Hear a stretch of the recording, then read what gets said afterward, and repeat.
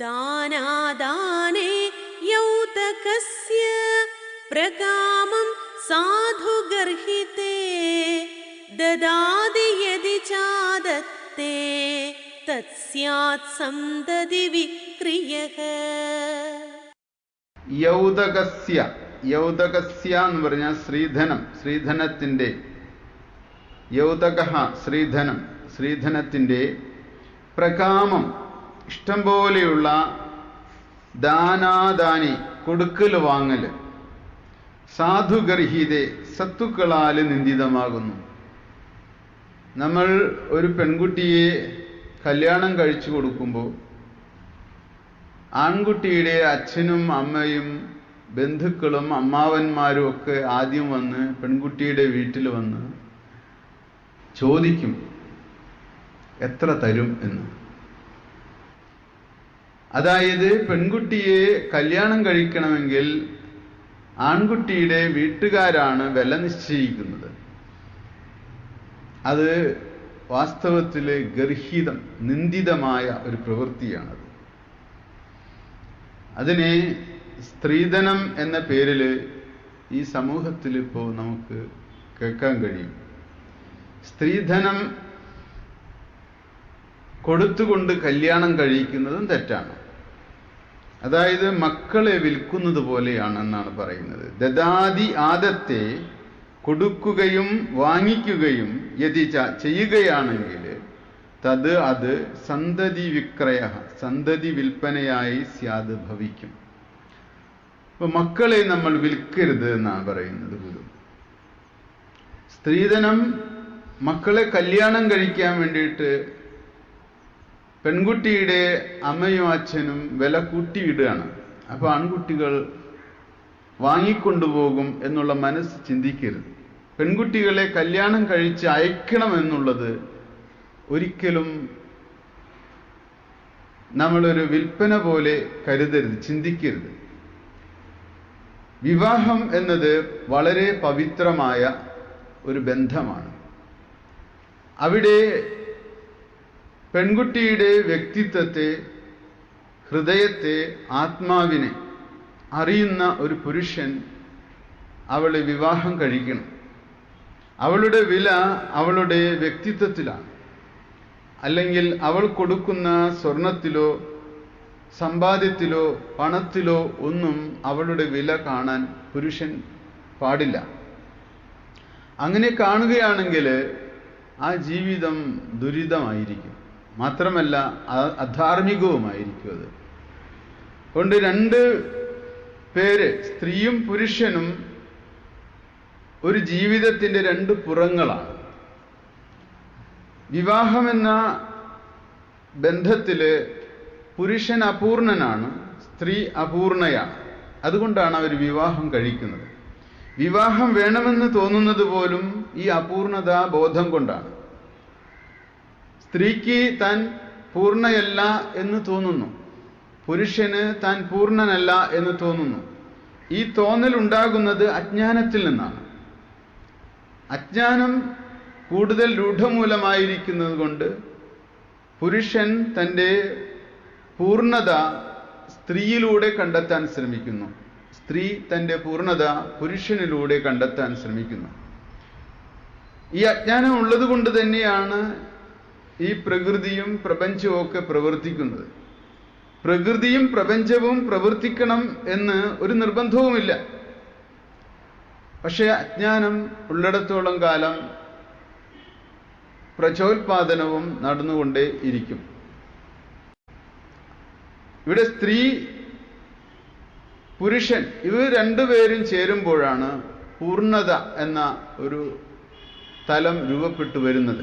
അതുകൊണ്ട് തന്നെ ഒരാൾ വലിയവനോ വേറെ ഒരാൾ ചെറിയവനോ അല്ല. സ്ത്രീ പുരുഷനേക്കാൾ താഴ്ന്ന വ്യക്തിത്വമോ പുരുഷൻ സ്ത്രീയേക്കാൾ ഉയർന്ന വ്യക്തിത്വമോ അല്ല. പക്ഷെ ഒരു കാലത്ത് അങ്ങനെയൊക്കെ നമ്മുടെ സമൂഹം ചിന്തിച്ചിരുന്നു. അങ്ങനെയാണ് സ്ത്രീകൾക്ക് വീടിൻ്റെ 4 ചുവരുകൾക്കുള്ളിൽ മാത്രം ഒതുങ്ങിക്കൂടേണ്ടി വന്നത്. ഇന്ന് സാമൂഹിക വ്യവസ്ഥകൾ മാറിക്കൊണ്ടിരിക്കുന്നതിനനുസരിച്ച് സ്ത്രീകൾക്കും ആത്മസാക്ഷാത്കാരത്തിനും സ്വധർമ്മ നിർവഹണത്തിനുമൊക്കെ സാധ്യതയുണ്ട്. മുമ്പ് സ്ത്രീകൾക്ക് സ്വധർമ്മം നിർവഹിക്കാനുള്ള അധികാരമുണ്ടായിരുന്നില്ല. അങ്ങനെ ഏറെക്കാലം ആയിരക്കണക്കിന് വർഷങ്ങളായിട്ട് സ്ത്രീകൾ നിരന്തരമായി ഈ സപ്രഷൻ, ഈ അടിച്ചമർത്തൽ അനുഭവിച്ചത് കൊണ്ട് തന്നെ ഒട്ടേറെ ശാരീരിക മാനസിക പ്രശ്നങ്ങൾ ഇന്നത്തെ സ്ത്രീകൾക്കുണ്ട്. അതിൽ അടിച്ചമർത്തപ്പെട്ട വികാരങ്ങൾ ധാരാളം ഉള്ളത് കൊണ്ട് തന്നെയാണ് സ്ത്രീകൾ പലപ്പോഴും കൂടുതൽ ദേഷ്യപ്പെടുന്നതും പൊട്ടിത്തെറിക്കുന്നതും കരയുന്നതും ഒച്ചവയ്ക്കുന്നതും സ്വയം പീഡിപ്പിക്കുന്നതും ഒക്കെ. മിക്കവാറും സ്ത്രീകളിൽ കാണുന്ന ഒന്നാണ് ഹിസ്റ്റീരിയ. അവർ ഭ്രാന്തമായി പൈശാചിക ബാധിതമായ ഒരു പ്രകൃതം പ്രകടിപ്പിക്കും ചില സമയത്ത്. ഇതൊക്കെ എന്തുകൊണ്ടാണ്? സഹസ്രാബ്ദങ്ങളായിട്ട് അടിച്ചമർത്തിയ വികാരങ്ങൾ ചിലപ്പോൾ പൊട്ടിത്തെറിക്കുന്നതാണ്, അഗ്നിപർവ്വതം പോലെ. അത് പൊട്ടിത്തെറിച്ച് കുറച്ചു കഴിഞ്ഞാൽ വീണ്ടും ശാന്തമാകും, വീണ്ടും സ്വാഭാവികമായിട്ട് അവർ ശാന്തിയിൽ ജീവിക്കും. പക്ഷേ കാലങ്ങൾ കഴിയുമ്പോഴാണ് ഇനി അവർക്ക് അവരുടെ വൈകാരിക സമനില, ഇമോഷണൽ ബാലൻസ് എന്ന് പറയും, അത് കണ്ടെത്താൻ പറ്റുകയുള്ളൂ.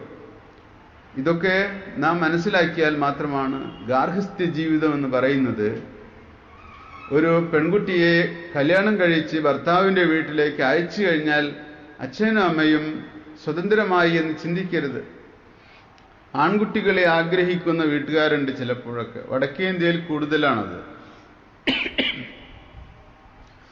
പെൺകുട്ടികൾ ഉണ്ടായിക്കഴിഞ്ഞാൽ ഒരു ശാപം പോലെ അവർ കരുതും.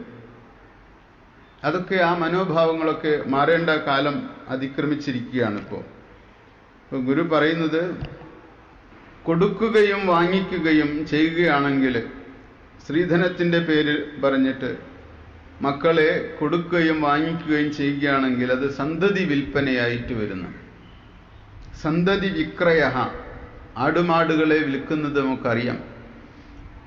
കന്നുകാലി ചന്തയിൽ പോയി കഴിഞ്ഞാൽ അറക്കാനായിട്ട് ആളുകൾ വാങ്ങിച്ചു കൊണ്ടുപോകും, വളർത്താനായിട്ട് വാങ്ങിച്ചു കൊണ്ടുപോകും, വിലപേശലുകൾ നടത്തും.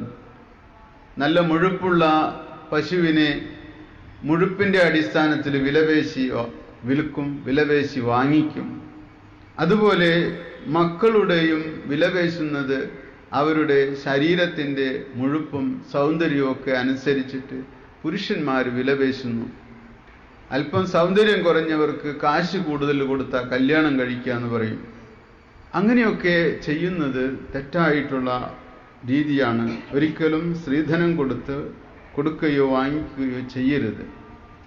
രണ്ട് പേര് പരസ്പരം കണ്ട് ഇഷ്ടപ്പെടുകയും അവർ പരസ്പരം സംസാരിച്ച് കൂടുതൽ മനസ്സിലാക്കുകയും ചെയ്യുമ്പോൾ മാത്രമേ കല്യാണം കഴിക്കാൻ പാടുള്ളൂ. അതുകൊണ്ട് മുമ്പത്തേക്കാളും കൂടുതൽ സൗകര്യം ഇന്ന് അവർക്ക് മനസ്സിലാക്കാനായിട്ട്, പരസ്പരം മനസ്സിലാക്കാനായിട്ട് അനുവദിച്ചു കൊടുക്കണം. അച്ഛനും അമ്മയും തീരുമാനിച്ച് കല്യാണം കഴിച്ചാൽ പോരാ. അച്ഛനും അമ്മയും അല്ലല്ലോ ഒരുമിച്ച് ജീവിക്കാൻ പോകുന്നത്. അവർക്ക് പരസ്പരം അവരുടെ അഭിരുചികൾ പങ്കുവയ്ക്കാനും താല്പര്യങ്ങൾ ഷെയർ ചെയ്യാനും അതിലൂടെ അവർക്ക് കൂടുതൽ അടുത്തറിയാനും എന്നിട്ട് അവർക്ക് ഒരുമിച്ച് ജീവിക്കാൻ കഴിയുമോ എന്ന് ആലോചിച്ചതിന് ശേഷം മാത്രമേ കല്യാണം കഴിക്കാവൂ.